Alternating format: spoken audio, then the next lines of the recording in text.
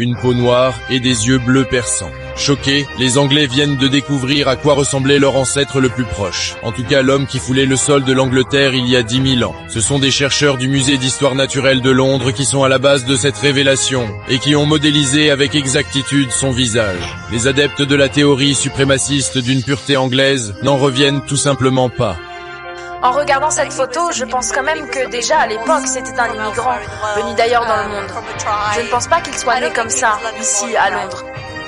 Selon les scientifiques, Cheddarman est bien né noir sur le sol anglais. À une époque où l'Europe était encore un continent habité par les Noirs, la généralisation de la peau blanche serait intervenue plus tard, il y a un peu plus de 5000 ans, avec des vagues d'immigration illégale plus récentes d'une population appelée les Yamnaya venus des régions du lac Baïkal, en Extrême-Orient, dans l'actuelle Russie, et qui ont traversé toute l'Europe en prenant soin d'exterminer tous les hommes des civilisations noires présentes à cette époque sur le continent.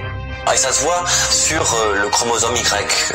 Certains chromosomes Y que des Européens, avant l'arrivée des Yamnaya, ont complètement disparu. Tandis que les chromosomes Y qui étaient portés par les Yamnaya, eux, ils se sont absolument répandus dans la population.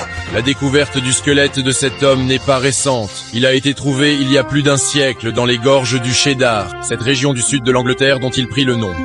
Mais avant cela, un certain Charles Dawson, sûrement l'un des précurseurs de l'idéologie eurocentriste, avait fabriqué en 1912 un fossile du crâne de ce qu'ils appelaient l'homme de Piltdown, qui était en fait le crâne d'un homme moderne de Londres associé à une mâchoire de singe, et le tout enfoui dans le sol, au Sussex, en Angleterre.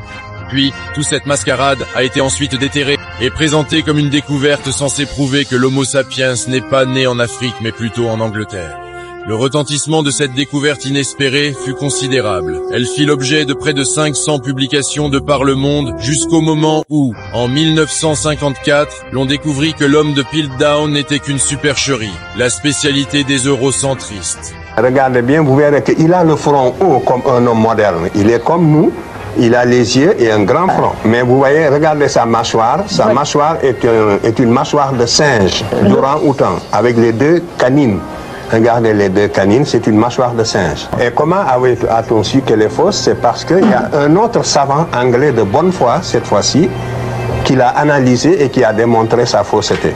En ce qui concerne l'homme de Cheddar, en 1997, à partir de son squelette, les scientifiques avaient déjà extrapolé son visage, celui d'un homme du Mésolithique d'une vingtaine d'années, blanc. Toutefois, les chercheurs d'aujourd'hui ont retrouvé un peu d'ADN, conservé dans son oreille, et avec les progrès du séquençage génétique, ont abouti à ce résultat bien différent. Ainsi, actuellement, les experts occidentaux sont divisés en deux groupes. Le premier groupe est celui des scientifiques, qui ne jurent que par la science et qui disent les vérités qu'ils découvrent par le biais de la science. Le deuxième groupe est celui des pseudo-scientifiques, qui sont en réalité des purs idéologues, ayant une idéologie fixe concernant ce qu'ils considèrent comme vrai. Lorsque les découvertes scientifiques ne vont pas dans le sens de leurs préjugés, ils s'adonnent à la fabrication de toutes sortes de mensonges pour duper la masse et imposer ces mensonges comme vérité.